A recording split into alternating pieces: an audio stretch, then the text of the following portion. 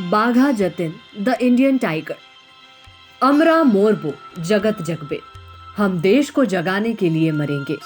ये शब्द British rule के सबसे फियर्स अपोनेंट में से एक रिवॉल्यूशनरी के थे, जिसने हजारों लोगों को आजादी की लड़ाई लड़ने के लिए इंस्पायर किया। डिटर्मिनेशन और एम्बिशन के ये शब्द पूरे देश के लिए बैटल क्राई में बदल गए, जिनका करेज लड़ाई के मैदान और उसके बाहर भी लोगों के लिए सोर्स ऑफ स्ट्रेंथ था। ये इंडियन इंडिपेंडेंस मूवमेंट के अनक्राउंड किंग की कहानी है, जिसका सोल एम सिर्फ अपने देश को आजादी के लिए जगाना था। बाघा जतिन। Early life. बाघा जतिन का जन्म 7 दिसंबर 1879 को कुश्तिया के कायाग्राम गांव में, जो आज बांग्लादेश में है, में एक ब्राह्मण फैमिली में जतिंद्रनाथ मुखर्जी के रूप में हुआ। उनके पिता उमेश चंद्र मुखर्जी एक रिस्पेक्टेड पर्सन थे, जो ब्राह्मणिक स्टडीज के बारे में काफी गहराई से जानते थे और एक अच्छे घुड़सवार भी थे। अनफॉर्चुनेटली जब जतिंद्रनाथ सिर्फ 5 साल के थे तब उनके पिता चल बसे। इसके बाद जतिंद्र की मां शरद शशि अपने परिवार के साथ साधुहाटी जंदोह के कायाग्राम में अपने पेरेंट्स के घर शिफ्ट हो गई। जतिंद्र की बड़ी बहन का नाम विनोद बाला था। जतिंद्रनाथ अपनी मां के गाइडेंस में एक स्ट्रॉन्ग और कंपैशनेट इंडिविजुअल की तरह बड़े हुए। उनकी मां भी एक टैलेंटेड पोएट थी और उन्होंने ही जतिन को योगेंद्र विद्याभूषण और बंकिम चंद्र चटर्जी के काम से इंट्रोड्यूस करवाया। रिलीजियस लिटरेचर और प्ले से जतिंद्र का अटैचमेंट इतना ज्यादा था कि वो अक्सर डीप हिंदू कैरेक्टर्स के रोल किया करते थे। उनका ये पैशन जल्द ही नेशनलिस्ट स्टोरीज में स्प्रेड हुआ और पेट्रियाटिज्म की इसी फीलिंग को अपने गांव के लोगों में भी लाने के लिए वो गांव में नेशनलिज्म को स्प्रेड करने लगे। ये सब तो उस इंडिपेंडेंस एक्टिविस्ट की बस शुरुआत थी, जो बाद में पेट्रियाटिज्म को अपने रिलीजन की तरह अपनाने वाला था और अपने देश की आजादी के लिए और ज्यादा सीरियस और बहादुरी के कारनामे करने वाला था। एजुकेशन और मैरिज। जतिन ने अपनी schooling Krishnanagar Anglo vernacular school AV school Kolkata से की।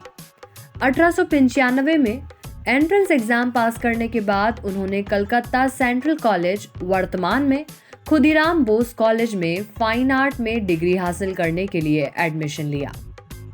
इसके साथ ही जतिन ने एक अच्छी जॉब हासिल करने के लिए मिस्टर एटकिंसन के साथ स्टेनोग्राफर के रूप में काम किया। जतिन ने 1900 में इंदुबाला बनर्जी से शादी की, जिनके साथ उनके 4 बच्चे थे।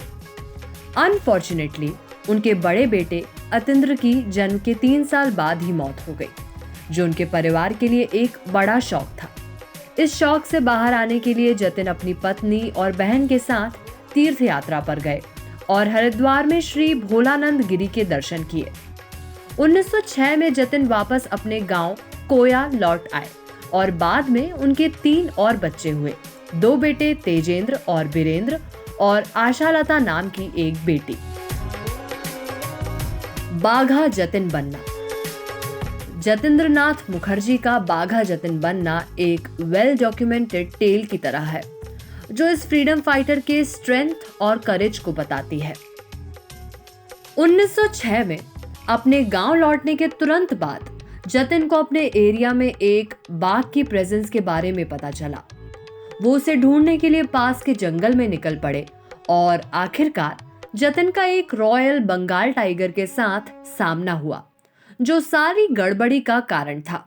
जतिन और बाघ के बीच लड़ाई हुई, जो कुछ सोर्सेस के अकॉर्डिंग लगभग 3 घंटे तक चली।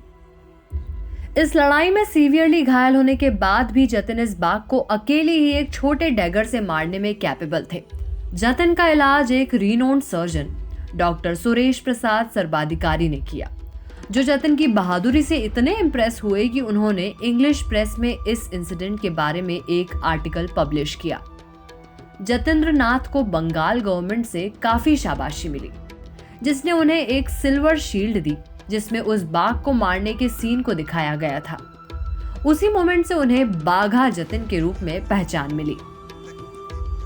इस इंसिडेंट ने रिवॉल्यूशनरी लीडर बाघा जतिन को जन्म दिया, जो ब्रिटिश फोर्सेस के खिलाफ खड़े हुए और अपने देश के लिए उनका सामना किया, बिल्कुल वैसे ही जैसे वो बाघ से लड़े थे। Political activities. भारत के इंडिपेंडेंस मूवमेंट में बाघा जतिन की पार्टिसिपेशन स्वामी विवेकानंद से इंट्रोडक्शन के बाद और भी बढ़ गई, जिनसे उन्हें सिस्टर निवेदिता ने मिलवाया था, जो विवेकानंद की आयरिश स्टूडेंट थी। विवेकानंद से जतिन की मुलाकातें उनके कॉलेज के दिनों से ही शुरू हो गई थी। जतिन सोसाइटी और उनकी आजादी के बारे में उनके थॉट्स और आइडियोलॉजी से काफी इंस्पायर थे। विवेकानंद की सपोर्ट से जतिन ने यंग वॉलंटियर्स को रिक्रूट किया, जो अपने देश की सेवा करने के लिए डेडिकेटेड थे, और उन्हें ट्रेनिंग देनी शुरू कर दी। स्वामी विवेकानंद ने जतिन को अपने 5 सेंसेस पर कंट्रोल करना सिखाया और उन्हें अम्बु गुहा जिम्नेशियम में ट्रेनिंग देने के लिए राजी किया। यहीं पर जतिन की मुलाकात उनके गुरु सचिन बैनर्जी से हुई, जो फेमस राइटर योगेंद्र विद्याभूषण के बेटे थे। बाद में जतिन कॉलोनियल एजुकेशन सिस्टम से निराश हो गए और 1899 में मुजफ्फरपुर में बैरिस्टर प्रिंगल कैनेडी के सेक्रेटरी के रूप में काम करने के लिए रवाना हुए। अनुशीलन समिति और युगांतर।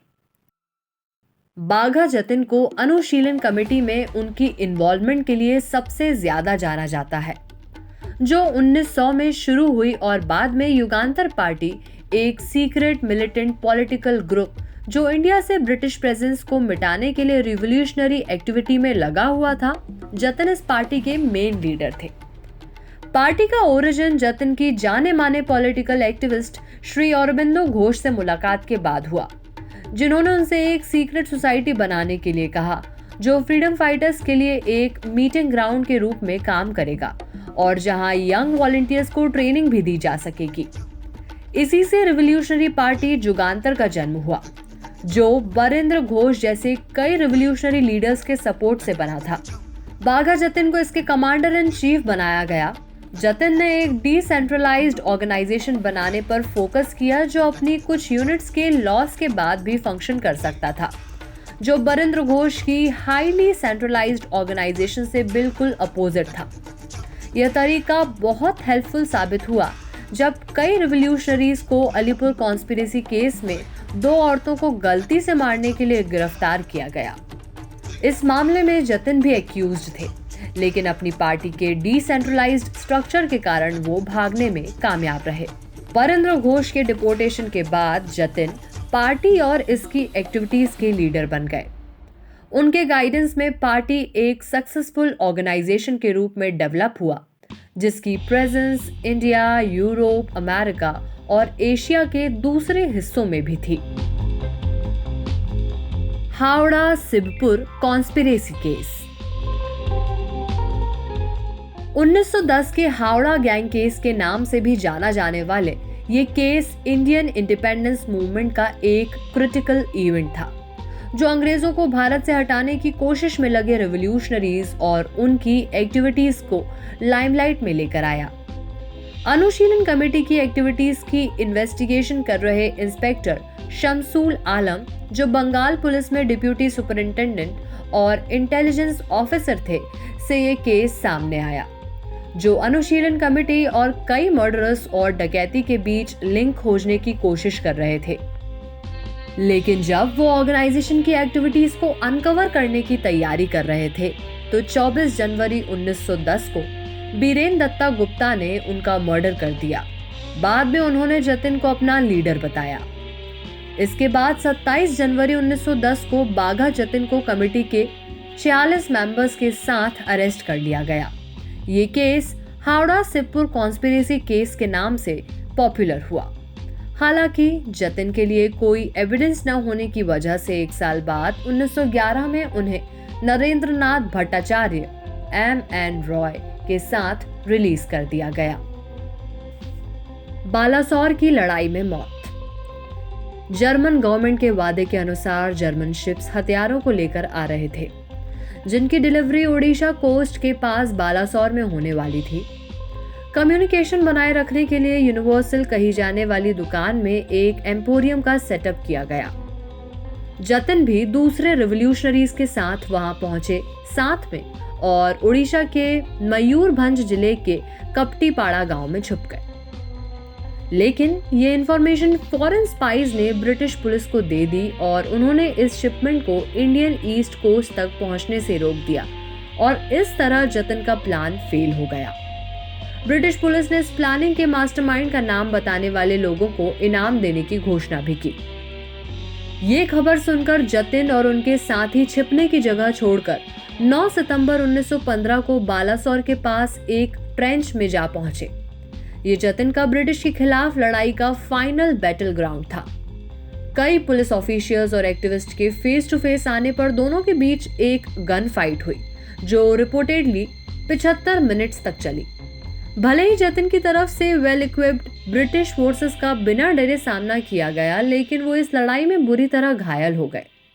जब लड़ाई खत्म हुई तो गंभीर रूप से घायल जतिन को बालासोर के हॉस्पिटल ले जाया गया, जहां अगले ही दिन 10 सितंबर 1915 को 35 साल की छोटी उम्र में उनका निधन हो गया। वो अपने देश को जगाने के लिए मर गए।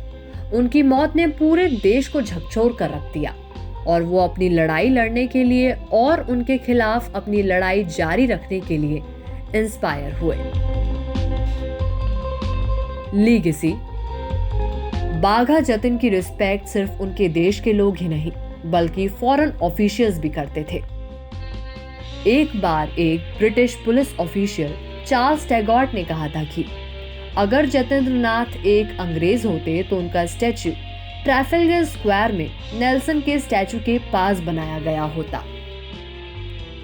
भारत के अब तक के सबसे एक्यूट फाइटर में से एक को ट्रिब्यूट देने के लिए हिरण्यमय सेन डायरेक्टेड मूवी बाघा जतिन 1958 में रिलीज हुई। बाद में 1977 में इंडियन गवर्नमेंट फिल्म डिवीजन ने भी जतिन की लाइफ पर बेस्ड एक मूवी को प्रोड्यूस किया। इस मूवी को हरिसाधन दास गुप्ता के द्वारा डायरेक्ट किया गया। इंडियन गवर्नमेंट ने 1970 में जतिन बाघा के आजादी में कंट्रीब्यूशन के लिए उनके ऑनर में एक डाक टिकट जारी किया।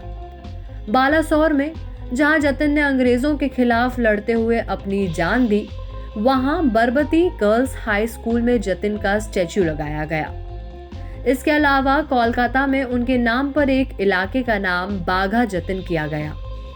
बालासोर के पास चाशा खंड में उन्हीं के नाम पर एक मेमोरियल पार्क भी बनाया गया।